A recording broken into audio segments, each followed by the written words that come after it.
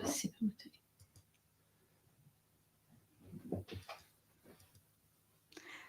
Hey, not yet. Hi, everyone. Welcome to another episode of the Harmony and Healing Project. I'm Abiagini, your host.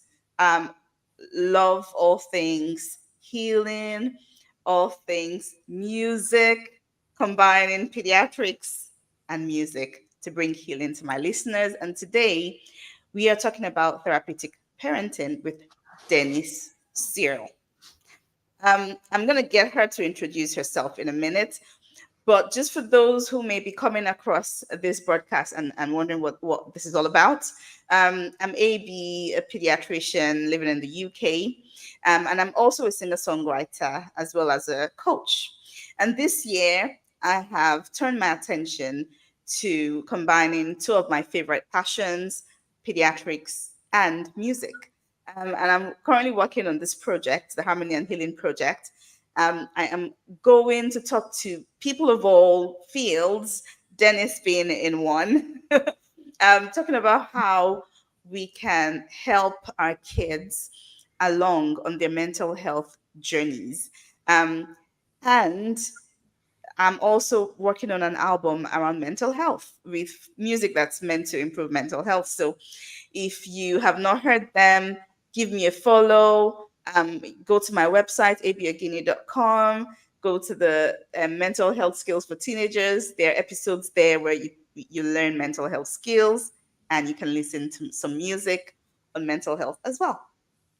So, Denise, thank you so much for being here today. It's an absolute pleasure to have you with me. Do you want to introduce yourself to our listeners today? Sure, of course I will. I'm Denise Searle, and I am many things, a bit like Evie. I am a therapeutic foster carer and have been for the past nearly 15 years now. I am a clinical hypnotherapist and life transformation strategist. So I also work in the field of mental health as well. Primarily, a lot of my clients, not the children, but the children are coming from this place as well, but they're adult survivors of child abuse. And that abuse can be all kinds of abuse: physical, emotional, sexual, neglect, all sorts of horrific things that we like to believe don't go on, but are actually much more common than most people know. So, so I get to deal with those as the adult survivors of that, some occasionally in my work, but also live with the children who are still going through that, because although they've been taken into care, and for a lot of people adults may think, oh God, thank goodness they've been taken into care, they're safe now. For a child, they feel completely unsafe because they've been taken away from everything they know. And what they know is the violence, the neglect, and all those other horrible things. So they're just waiting for the foster carers to actually, they're waiting until they're, and wondering when we're going to do those things to them. So it feels really, really unsafe for them, very, very unsettling. So, so I live with them, I work with them as a rule. I've literally just this week announced my kind of semi-retirement from the therapy stroke coaching business because my foster son, who's shortly going to be out, we're getting a special guardianship order for him. So instead of being our foster son, we will be his guardians. So he'll be out of the care system. But he's approaching the teenage years and the hormones are starting, and quite frankly it is so difficult for a stable child who's been brought up in a lovely, stable, normal, should such a thing exist, household, to navigate. But when you've got these additional things on top and you're just beginning to understand what happened to you, and then you've got to try and put you into the world of your normal friends, and it gets quite chaotic. So I made the decision to say I'm stepping back, not completely stopping, but stepping back from that for a while I can focus on this, and then I'll be doing some other projects in the background as well. Wow. Wow. Can I just say, as a pediatrician and someone that works in the NHS and sees firsthand the harm that can come to children who may be going through physical abuse from their parents and carers, thank you for doing what you do. Mhm. Sometimes it's a thankless job. I always say that it's the best job I've ever had, but the hardest, absolutely the toughest ever. Yeah, I can't absolutely. not do it. Even when I'm too old to do the job, as it were, I'll be doing something within that caring kind of profession, looking, or that world, rather working with children or adults who have been Yeah, through this, even if it's just in a voluntary role, because when you understand, as you probably do now, the scale mm, of it's yeah, enormous, isn't it? It's yeah, enormous. yeah. So it's, And it goes on to have knock-on effects because um, you have kids who may not heal or may develop um, coping mechanisms that mm, are not helpful, and they grow up essentially, and they go on to parents other yeah, kids and they who, don't know how to parent. They don't know how yeah, to parent. So we hope that even by that child being taken into care, and as I say, it's a very scary time for them when they're younger. But the hope is that a, a good foster parent will help them understand social norms, even if they can't adhere to them. Help them understand what's acceptable, what's wrong, what's not, but not just why is it wrong, because it may be what their parents have been doing all the time. So that to them, it's perfectly yeah, normal. So it's why it's in the wider world, it's not acceptable, but actually how now they've experienced this, and that was wrong, but it was nothing to do with them. And the reason they experienced it was because exactly the reasons you said, their parents have experienced it and they've mm, not learned how to look after a child properly. yeah, It is 99.9% of the time, if you can trace back, it's generational. It really mm, is.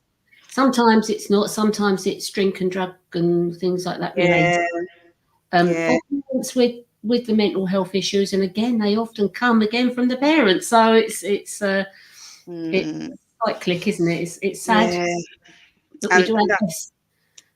the Mm, importance of making sure that we are healed and whole as adults, isn't mm, it? Because if we have all hidden things that we have not healed, it mm, can have so much mm. knock-on effect, so much impact down Yeah, the line. And this is one of the things I'm passionate about, actually talking about these things, yeah, letting people become aware of them, and also offering people ways to start healing, ways that they can start to do that work, to do that inner work, so they're mm, able to parent and help their kids grow up in feeling loved, feeling whole. yeah. You know, Showing them what love is, and how to parent a child, and so they can see that. I mean, we've our birth children. My husband and I had our birth children in their mid to late 30s. So we're too late to demonstrate how to parent. But then we always, whenever we go somewhere, we always point out examples, good examples, and then when they go, "Oh, I would have slapped him," no, you mustn't do that. We explain why. So it is absolutely ongoing. mm, But when you talk about these things coming through, and how it can affect children, what's really interesting is that um, a child who's not had its primary needs met fully before the age of 2 will always go on to develop mental health problems, and they can just be normal, what we class as normal ones, the common ones, just depression and an ability to cope very well as an adult. But then you've got bipolar, and you've got mm, borderline personality disorder, and then you've got dissociative identity disorder and all the dissociative disorders. And almost without fail, there's certainly once you get to borderline personality disorders and dissociative and any of the dissociative disorders, but particularly dissociative identity disorders, all those children have been either very, very badly abused and neglected within the very first years of their life, or they've been sexually abused repeatedly. And that's where the dissociation comes from. So Wow. it's hard to help Mm. a child like that. If I can give you if I can say an analogy for your listeners, when people think, oh, well, they're okay now, they're in care, they're not in that environment anymore.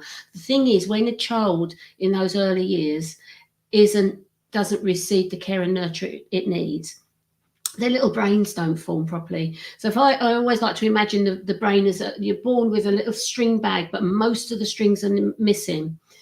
Every time a mum or a parent or an adult or even the child picks up that baby and cuddles it and talks to it, feeds it when it's hungry, changes its nappy, responds to the cries, and does everything in their power to, as we're kind of genetically programmed to do, especially as women, to make that child's experience better and stop them crying. Every time it does that, it builds another string. So you're filling in this string bag. So that string bag, by the time it reaches 5, is strong and everything can go in, and only tiny little bits fall out. And it can carry a lot, and it understands trust, and it understands that adults are okay. It understands that if something happens to them in the world, they're going to be all right. Someone's going to look after them. But these children who grow up in the families that we've been talking about never get that. So they grow up in a place where there's the brain development hasn't happened normally in a normal standard way. There's lots missing. So even when they're taken from that abusive place and put in a place of safety, they don't have the mechanisms and the ability to understand that they're safe now, and they're constantly living in survival mode. So it's really, it's not just, oh, we've taken them away, we've put them in foster care, they're okay now. That's not true. Not true. Absolutely. Those first few years are so important. So important. Yeah, absolutely. So let me tell you a story about one of the reasons I said I was going to talk about parenting as part of the Harmony and Healing Project, and the impact it can have. I remember one time my 5-year-old Nathan, he was going through a patch of just odd behavior. He was getting really upset, getting really rude with the nanny, and just being very disagreeable. you know, I will get home from work and straight away she'll be like, he did this and he did this, and it was just getting ridiculous. So I remember having a talk with, I was seeing a counselor at the time, and I just talked about it. I was like, I don't know what's happening. I have no idea what's happening. And she was like, he just wants his mommy. And I was like, wait, what? Because I think one of the things that was coming across was if I was at home, say for example, in a meeting, or in my study working or something, he was meant to do homework with her. He would leave her, bring his homework to me and say he wanted to do his homework with me. And it's like, I don't, you know, I'm just, working. I'll be back. I'll be with you soon, but I'm working right now. Yeah. But that conversation just shifted my perspective on the power of understanding your child, the power of, because that could have escalated where, there was breakdown and we kept saying, he's this, he's that, and that happens very, very commonly in families. Yeah. But because I sat with someone who is a psychologist, and she was like, Abby, he just wants his mommy.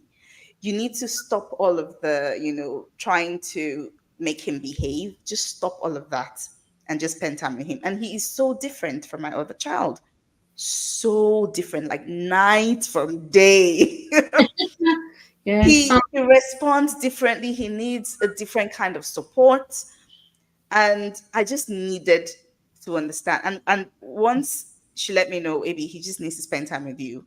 And I started to respond in that way. Say, okay, come sit next to me and do your spelling next to me. And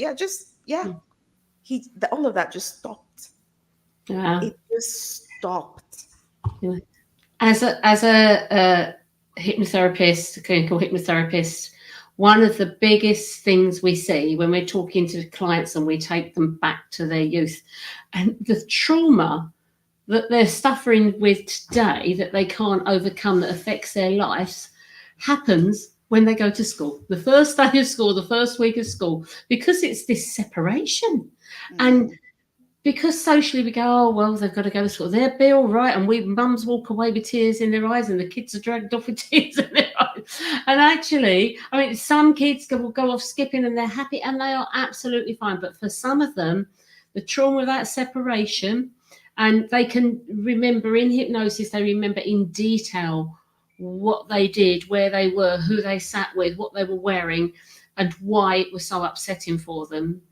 And they just wanted to be with their mum or their dad or, whoever that was. They just wanted to be home because it's such a big thing, and it happens so young now, doesn't it? Between, quite often they just turn 4 or the nurseries, they get them in there when they're tiny. Like I'm talking about the nurseries attached to schools. They're about 2.5 to 3 something.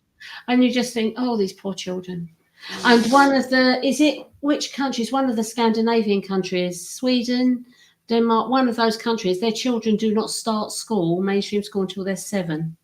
Wow. So, and they've got the best, I think they've got the absolute best sort of results, like in terms of SATs and what have you. They've got the best results and the most stable children. And those children don't start school till they're 7. Wow, that is interesting. Yeah. Yeah.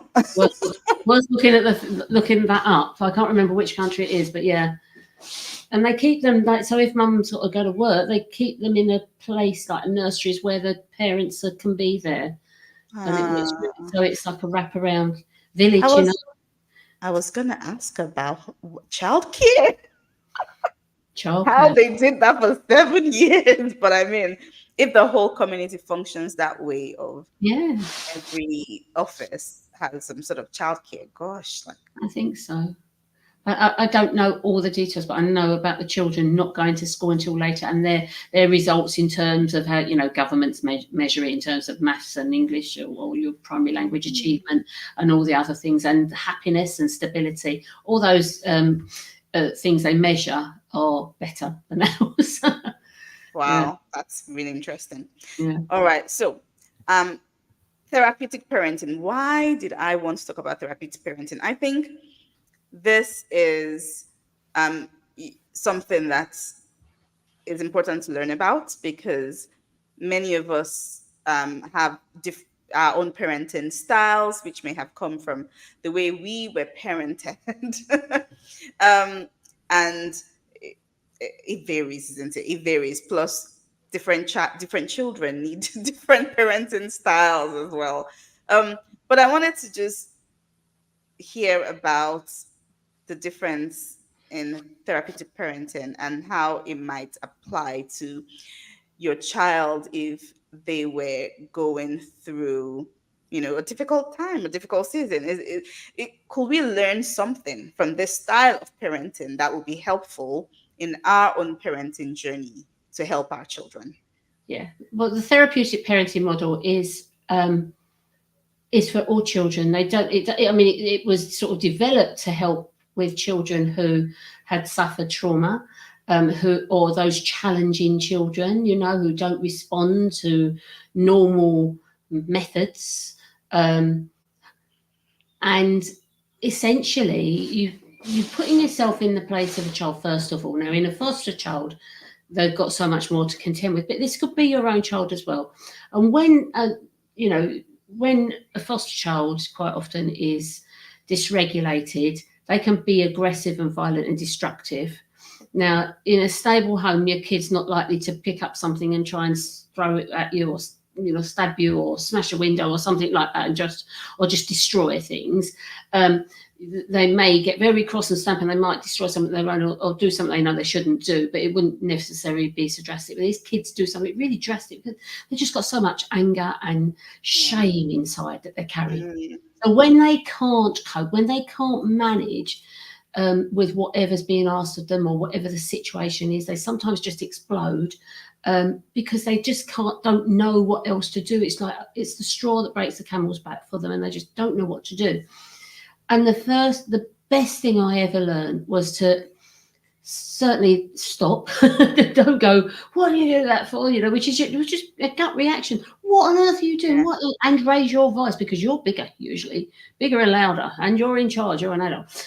It doesn't work with these kids, because these kids have had big, loud people and they hurt them. So that doesn't work with them, because then they just get even more scared they're going to get hurt again. So as hard as it is, you have to behave like a swan. So on top, you're lovely and calm.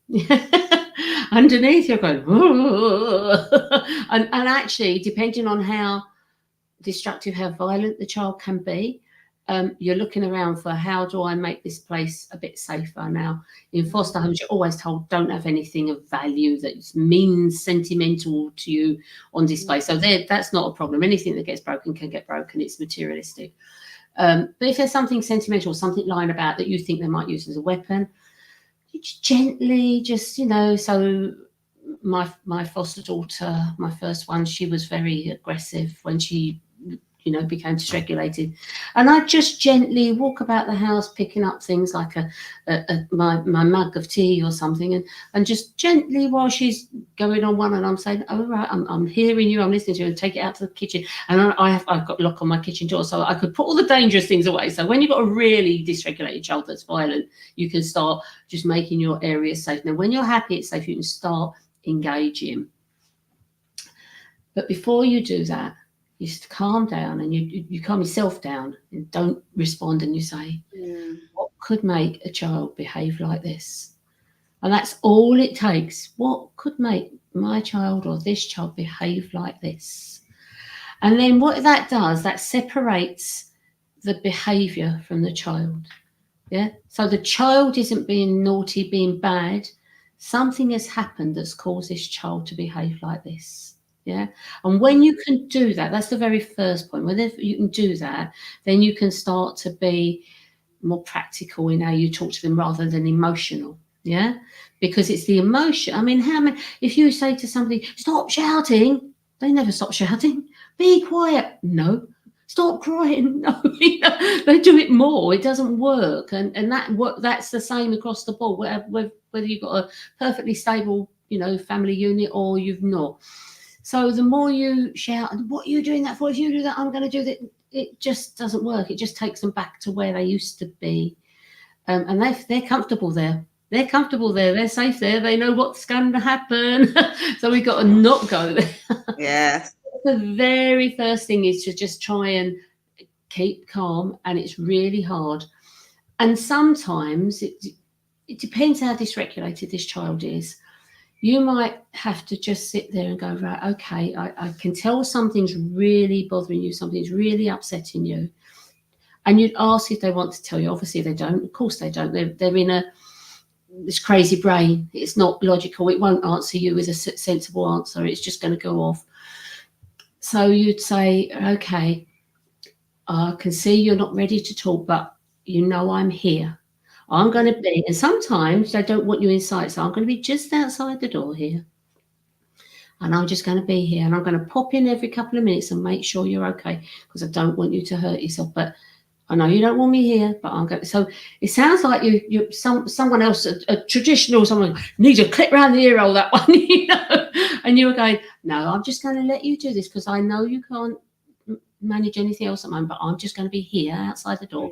Every few minutes I'd go in, and because they're allowed to get that out, then when eventually over time, with my daughter, it used to take ages, hours, and she'd turn her bedroom upside down completely, wreck a few things, all sorts of stuff, rip the wallpapers off the walls, all sorts of things. But eventually she'd let me get closer and closer and closer. So this is a child who's really, like for teachers in schools, for instance, if they're really struggling, there's no point in saying, that's it, you've got detention. It means nothing to these children, you know. So you calm down and you let them calm down, and and then when you're a bit calmer, you can say something like, "Oh, I'm going to make a cup of tea. Do you want a drink now?" And it can be something as simple as that, yeah, that helps them to de-escalate, helps them to calm down, helps them to know that they're safe with you and you're not going to hurt them. And nothing works like a better than I don't know, a milkshake, or if it's nighttime, a hot chocolate and a biscuit. Nothing works. But you couldn't do that at the beginning when they'd lost their temper, because you'd get it thrown over you. So you have to be patient. So that's therapeutic parenting if they've really lost their temper. Day-to-day therapeutic parenting is, again, what makes a child behave like this. You've always got to remember, keep that in the back of your mind, because what they've experienced, they can only act and behave on what they've seen and heard. And what you learn in the first 7 years of your life is what you become. That's your default setting, yeah? That's known and scientifically proven time and time again. So these children quite often don't come into care until they're 5, 6, 7, 8, because it's school who picks up on the problems at first, and then they have to go to school, but they're kept off, and it takes some time. So they quite often don't come into care until they're 6, 7, 8, unless they've got older children already, you know, being seen. And what we do with them is we allow them to experience the good things in life, regardless of what of how naughty, bad they've been. So my little lad now, he gets to do amazing things, and yet he can be a little so-and-so and do some really not, you know, antisocial things, just wrong, naughty things. But we educate when those things happen, and he's calm again. We talk to him about why this isn't acceptable to everybody else. We ask him to imagine what that would feel like if someone did that to him. Yeah. So he's beginning to grow and feel empathy, because that's missing when they're little. But then we separate it. You've done something that's not good, that's bad, but that doesn't mean that you're a bad person. So we're always separating the behaviour from the child. That doesn't mean to say we're a complete pushover. So, for instance, if they're stealing or lying, all kids lie. And there's what we call mad lying. So with your little 2-year-old, it's the one, have you eaten all the chocolate? And they say, no, mummy, they've got the chocolate. That's mad. But when they get a little bit older, and it's, have you, you know, and you know darn well they've done it because you've seen bits of evidence or whatever. So it could be, did you take that money? No, I haven't. I haven't taken it. I'd say, well, I have to choose to believe you because you're telling me this.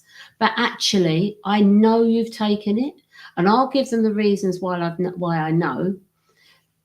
I won't give them a consequence at that point. I'll just say, but what we don't do, we don't engage with they're trying to manipulate you into believing that they haven't done it. Right. We don't engage with that. We just say, I understand you're saying that, and I have to believe you, Tommy, because I do believe you, because, you know, I know it, even though you sometimes do naughty things, I know you're a nice person inside there. However, I know you've taken this, and therefore, until you can own up or make it right, whatever it is, we can't do this, because you create natural consequences. So the natural consequence for him, which is a really good one that he does all the time, is taking his iPad in, sneaking it out of his school bag, taking it into bed of a night. So sometimes he's up really late in the night with it. He's only 12. And he gets very, he gets angry when he's playing on games on iPad. So we limit it. And if he does that, so the consequence of that is, well, I'm ever so sorry, Tommy, but you obviously can't be trusted to not have your iPad left there. So I have to look after that for you. And other times when they're playing up, instead of go to your room, or like the naughty step used to be, oh, Tommy, you're obviously really, really struggling. So we need to keep you close to us. So it's not go away from us, we're leaving you. It's we're going to keep you close because you're struggling, and we need to be in case you want to ask us for help. So we have time in, not time out. We have understanding of behaviours and consequences, and we're always trying to find a natural consequence if we can. Not always possible. Mm. One with stealing, I won't say which child it was, but one with stealing, we knew they were stealing, or we found out they were stealing sweeties from a shop. And over the course of time, they've actually stolen quite a lot. So we, and again, kept saying no, but actually, Tommy, okay, Tommy, I know you're saying no, and we'd like to believe you on this. However, I've seen the CCTV that shows me you were doing it. Oh wow. So, when we know you've done it, you've done it. So we're going to accept that you've done it. And the consequence is going to be that your pocket money that you were going to have for sweeties, you're going to give to the shop for the next however many weeks. And they probably won't put it in their till, but they can give it to charity if they want to. But you've got to give it to them because you took it away. So it's natural consequences.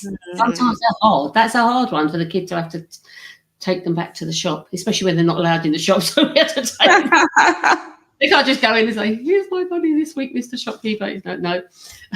So that it can be much smaller things, normal stuff like nicking your brothers or sisters' toys, or breaking it, or drawing on the wall, whatever. Wherever there's a natural consequence. Again, if they're drawing on the walls and they're young, actually no, age doesn't matter when you've had kids with trauma. Age doesn't matter, because I'm sure you've experienced. You might have a 15-year-old. Chronologically, but they present as like a 5 or 7-year-old, don't they? So age doesn't matter. So if they're drawing on the wall, we give them a place to draw. We put some. If we haven't got a place where we can paint with Blackpool paint, we will put some wallpaper, like lining paper, up on a wall and say, "There you go, you can draw there. That's your wall. You can draw and do stickers on. We'd change it when you've had it." So we find ways to help them understand that they are not bad, that they sometimes do these bad things, but it's not their fault. They do them. We're helping them to understand that actually when they come to a point, it does become their fault if they're repeating. And therefore, then the consequences can be taken away from us if it's significant, like stealing, for instance, or violence. But more minor things, it's just, like normal family, you can then go into a normal consequence of what they've done. But you start from what would make a child behave like this, because quite often what they do. But you can do that with your own children. They don't have to be challenging, let's put it like that, dysregulated, traumatized. They don't, just children, especially as they reach those teen years. And they won't listen to you, and they do know it all. We know this. They all know it all because they've told us. And sometimes the natural consequence of that is just letting them do it and make the mistakes themselves.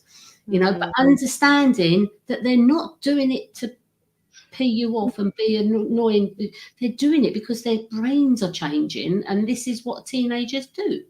They're not doing it because they're being nasty to you, So it's very gentle. It's a gentle way of doing, and it's easy. And the only thing I will stipulate is boundaries have to be rock solid. There's no wavering on the boundaries at all. You can't say, for instance, if I'm saying we take the tech away, he can't have his tech. We can't just say, "Oh, all right, you can have it just this once." It's no, and they feel safety in that. That feels safe because they now know what's happening. If I say, "Right, you've done this, and that your consequences, you've lost your tech for a week." If I then go, "Oh, okay, you can have it," they can't rely on me anymore. They've got to be able to rely on me. And I must say, it's the same with not giving consequences as well, because that can also cause lack of safety, because they know, okay, I've done this, but what's happening? I know. So you might think you're helping by not giving consequences, but actually no, there's safety in knowing that someone cares enough about you to give you consequences and to stick with it. And I felt that way as an adult. I remember once I was talking to someone who was over me, and saying, actually, no, when you lay down the law, sometimes it helps us feel like, okay, now we know where the boundaries are. There's what's expected. Yeah, we know what's permitted, what's acceptable, Yeah. what's not. Yeah, and that's just, like you say, it's just as important. It really is, and that is, I'd say that's even more important as they reach those. It's important all the way through, but when they get to those teenage years where the the biology makes teenagers take risks and do different things. Their brains are plastic and changing, and they want to do all these different things that Yeah. they would never have Yeah. encountered before.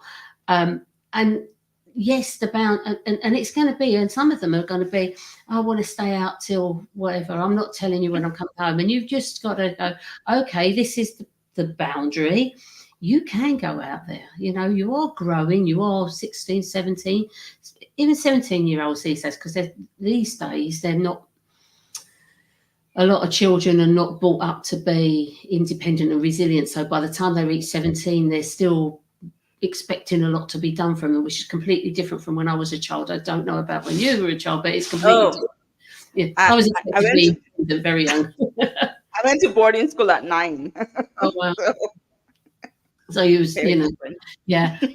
But the thing is, yeah, all your instincts, because as a parent, all your instincts are going, oh, I don't want my child out there on the dark streets of the night. If you could be up to anything, they're going to get up to anything anyway. With or without your permission, they will find a way. So you might as well let them do it, but within your boundaries. Yeah. Someone I know has got, there's an amazing app. It's a Google one. It's a free one. You can pay for an advanced one. You may have it. Just called Find My Kid. It's basically a Google app, and you have to put it on their phone, and you have it on your phone, and it will tell you where they are, what they're doing. You can, if you have the more advanced one, you can actually log into each other on video so you can see each other. And you know what? That can be a lifesaver for a teenager, because they actually feel safe enough to be able to go out and do what they're doing. But you've given them the boundary. Yes, you will be home at 10. And if you're not, then there will be a consequence. But because you've got this communication going, and you can see them and they can see you, they can't pretend that you're not anywhere else. They're somewhere else. It allows them to start becoming responsible and understanding that they've got this boundary, so that they can say, oh, Mum, I'm really having a good time. Do you mind if I stay out till 11? You go, well, actually, you can stay out, but I want you home at 10:30. Yeah, and so it really helps, and it's just a simple little app that you put on your phone. But when my little lad's out and about, I can see where he is. He told me the other day he was going around the block on his bike, and he went to the park and hooked up with some people I don't know. So I just God, Tommy, I can see where you are. So I said, I don't mind you going up, but you must let me know. And this is my boundary. You can go as long as I know where you are and who you're with and what you're doing.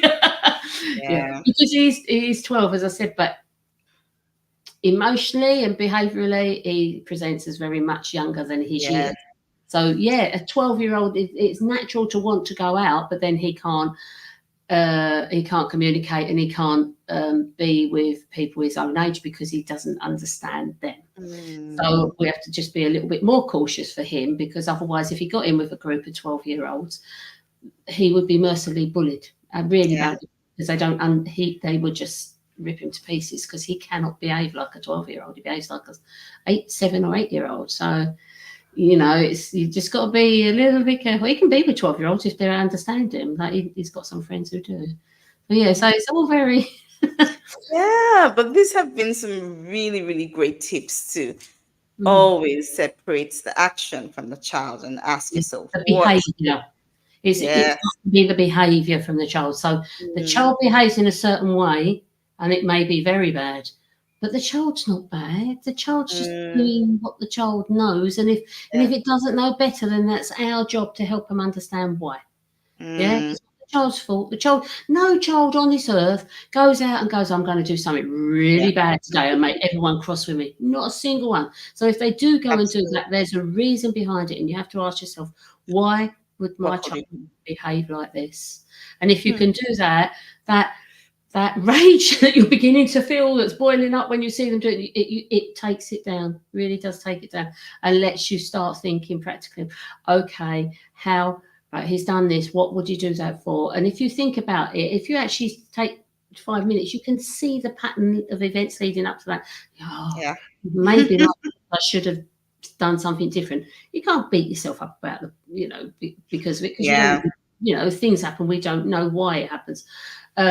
But you can see a pattern and you can see why some things happened, and then you can understand. And then when they are, you calm down, you're on talking terms, they'll listen to you again, then you can start having those conversations. But it is always separate the child from the behaviour.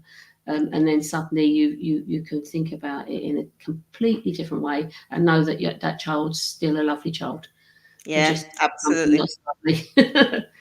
I think this was a really, really value packed session because, I mean, especially for parents that have tried everything, they've tried the ways that they know how to parent and it's not working. Then I Mm, think this is definitely something that you can consider. Take a mm, step back and ask yourself, mm, okay, what, what's making my child act like this?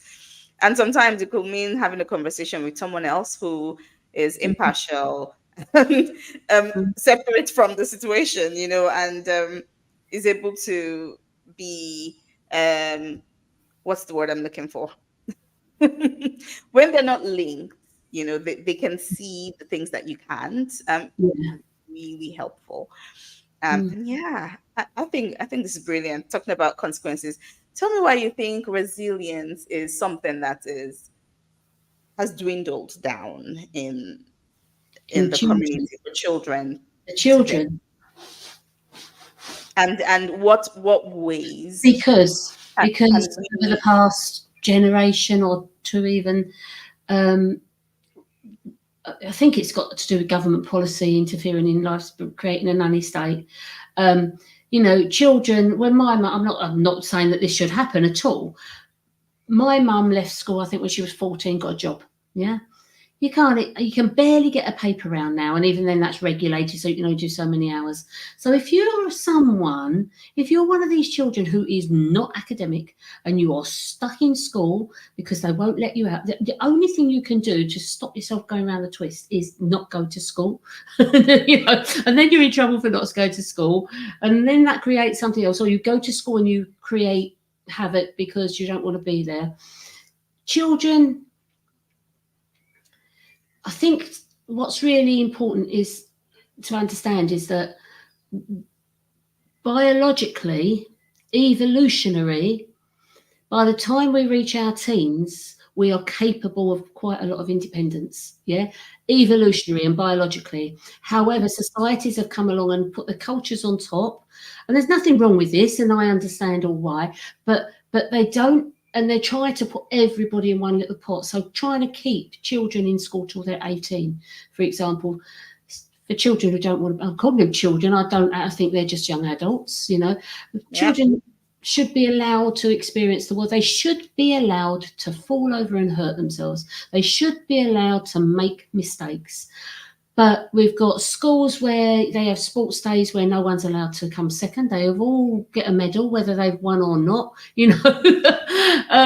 No one's allowed to upset anyone. Everyone gets upset about the smallest things that you would just normally have gone, oh, give it a, yeah, stuff up your jumper or whatever, yeah, and that the government, not this government, successive governments have imposed more and more restrictions on childhood development, as it were, and they're trying to categorize them and put them in little boxes and tell them what they should do. So the children, it's absurd, because actually a child can still sign up for the army and go to war at 16, but they can't smoke a cigarette or drive a car if they want to. So you've got these things going. They've taken so much away, and now, like, they're trying to make some things. I think is smoking or something gone up to 21. I mean, we know smoking is bad. We know it's really bad. There's so much evidence, and people have seen it across the board. But kids teenagers want to take risks because it's part of what their brain is doing, and the government's trying to remove that from nature, natural, development. And I find that frustrating, really frustrating, because all it does is create conflict.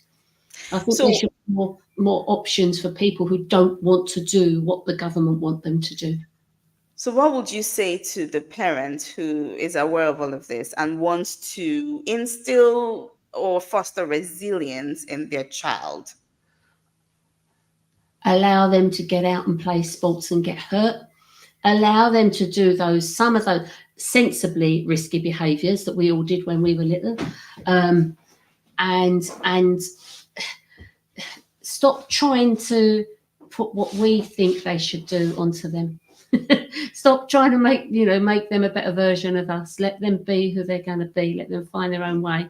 And certainly by 15, 16, 17, they should be having opinions, and they should be finding their own way. But we tend to try and dull that down and numb it down so that they think they're not allowed to voice their opinions. And I honestly believe, AB, that this is where a lot of the apart from social media, which is a different category completely, but this is where a lot of the mental health issues come in, because they're not allowed to develop naturally. It's stinted. They're kept in boxes and not allowed to flourish. I have a real, what's the word? Opinion, or very strong feeling about why they don't even have exams at the end of every school year. Yeah, like growing up back home, you had exams at the end of every school year, and if you failed, you resat the exam. It was life, and Yeah, that's life, isn't it? Like, if you don't learn how to cope with studying for an exam, yeah, passing, facing the consequence, and doing the year again, if you don't pass, then how in the then you go through life expecting everyone to give you a pass. yeah. Yeah, I mean, I don't. Do you know what? I think school is the worst place for children. I really do. I think that children should be allowed to. And I'm not talking about basic schooling, very young schooling, like learning your ABCs and your maths and everything. I think everyone needs that, learning how to read and write and to socialise and things. But I think when it comes to that age, I mean, they're trying to. Tommy's 12 now, and they're saying, oh, well, at the end of next year, when he's 13, he can start thinking about GCSEs. And I'm thinking, this boy can hardly tie his shoelaces, because of his background, his very delayed development. Why should a child at that age be told to start thinking what they want to do when they're grown up, and then all their education channeled down that? Because if they make the wrong choices, at that point they're stuck, and it affects them for a long, long time, because obviously they won't enjoy it if that's the case, and quite often they can't change. And also the way the GCSEs are set up. If you want to do a GCSE in, let's say, history, and it conflicts with something else you want to do, you can't do it. Why? Why should you not be allowed to do what interests you? Yeah. The biggest thing, I was going to say, one of the biggest things that really gets me is that when you get the school report, he goes, oh, not very good in this, they should try harder in this. And they say, oh, done this, got that, great, doing well in this class, that's great. And then they get a school report, say, oh, you really need to try hard, you need more work in this area. No, if you're not gifted at that, if you're not talented at that, don't keep doing it. Do what you're gifted at. When they get a footballer who's really good at football, they don't try and teach him how to play netball. They teach him how to play football better. So they don't do that in schools. They're trying to get everyone to be great in all these different areas.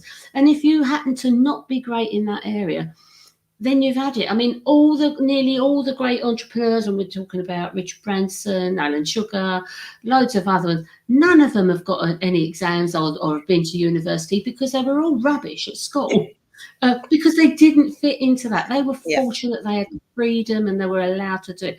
But today they were already making money by the time they were 20. They were all in their teens. when they started their businesses, and they did it by trial and error, and they learned life's lessons. They learned to be accountants and maths Yeah. because they lost money or made money. They Yeah. learned how to I don't know, make things and get on with people because of the things they went into. They learned self-confidence because if they wanted this to work, they had to get some self-confidence in themselves. Right, I'm going to do it. And there's no opportunity for that with children these days. It's just sad, isn't it? It is sad. I Really think I think for people who are listening and want to take something positive away from all of this, yeah. a couple of thoughts is, I mean, think about projects, Mm, tasks, activities that you can do with your mm, child that teaches them resilience, that teaches them not to give up, that makes yeah. them, you help them stay the course, help Yeah. them work on something where when it gets hard, they don't quit. Because that's how you foster it. That's how you Yeah. you you get them to learn, to The fail, whole, get mm, back up and keep going. Fail, get yeah. back up and keep. Don't say, "Oh, then you should quit and go do something else." Yeah. No, Get because back. that. So many people, so many children, and I'm using children right up to young adults, won't attempt something now in case they fail. And then social media. I shouldn't really talk about social media because we could go on forever. But social media comes into it because they see these false posts like Instagram posts where everyone's achieving everything. We all know that's not true. That's not real life. They've just made Yes, themselves look lovely for that one moment, but actually they're not doing it. I do believe in sports. I mean, not everyone's sporty. If someone's academic, school's the best place, but then there are other things like other projects they can do as well. yes, Um, absolutely. but for them, I'd hazard a guess and say that at least 2/3 of children right up to 18 are not that particularly gifted academically, and they could be better placed doing something else and actually making money. I mean, the other one, Stephen Bartlett, wasn't it? The Dragon's Den Dragon. Yeah. He he went to university, and I think he quit on the first day.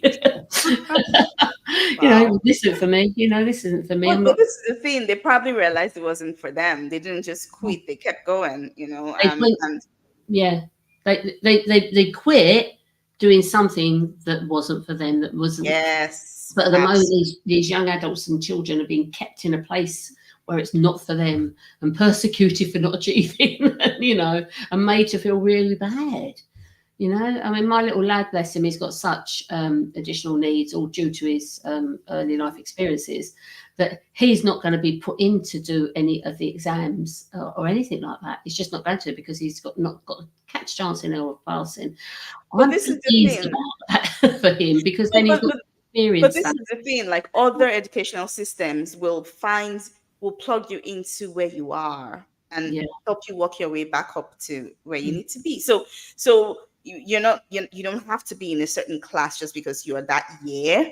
If you're yeah, not there mentally, like you just find, and that makes sense to me, yeah. but anyways, Yeah. we need to start rounding up. We could ramble for ages. Social media, education system, and But this has government. been really, really helpful, Dennis. I think there's a lot of value here. Okay, so any final words for parents who have teenagers and like, oh, please help me with this teenager? Any final words? First of all, just remember that the behaviours your teenager are displaying and presenting are perfectly normal. And if they didn't do them, there'd be probably something wrong with your teenager. So actually embrace the fact that it's quite normal. Educate yourself, find out. We've got everything at our fingertips. So just Google the teenage brain or changes in the teenage brain, and you'll see why it's so different. One of the ones that I found out, one of the first things I learned was that they really are not annoying you by staying up late on purpose. Their brain is changed so that their circadian rhythm has changed. So they can't get to sleep till later, and they should stay in later. Schools don't agree with that either. But that is a biological scientific fact, isn't it, AB? It really Mm, is.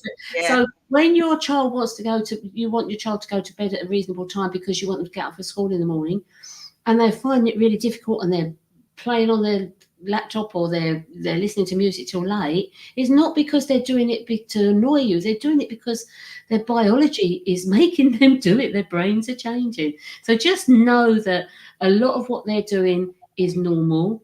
And at the moment, you will be the worst person on this earth, and they hate you, and they probably think they were adopted or wish they were adopted. But in about 10 years' time, you'll be the most wonderful mum and or dad, and they will love you all over again. And all you have to do is let them know always that you're there for them, and that is it. As simple as that. Doesn't matter what it is, what time of night it is. We've been there. You're there for them, you know. And then as that time passes, and it does, and look how quickly time goes. So it may seem an eternity now, but it will go quickly. And then all of a sudden, you'll have a lovely, responsible, resilient adult, young adult who actually is really grateful to you and who loves their mum beyond anything. Wow, such a beautiful way to end. I really need to go to bedtime now. I don't know if you can hear the kids. So noisy here. Have you got any Bedtime. teenagers? Because you're flogging a dead horse if you've got a big teenager. They're not teenagers yet. Thank God for that. No, I they're still have just a gone to the couple of, bed. I still Thank have you. some years. All right. Thank you so much for joining Thank us, you, Dennis. Amy. This It's has been been lovely talking to you. really great. Lots of value. And thank you for everyone who's watched. See you next time on another episode of the Harmony and Healing Project. Bye for now. Bye.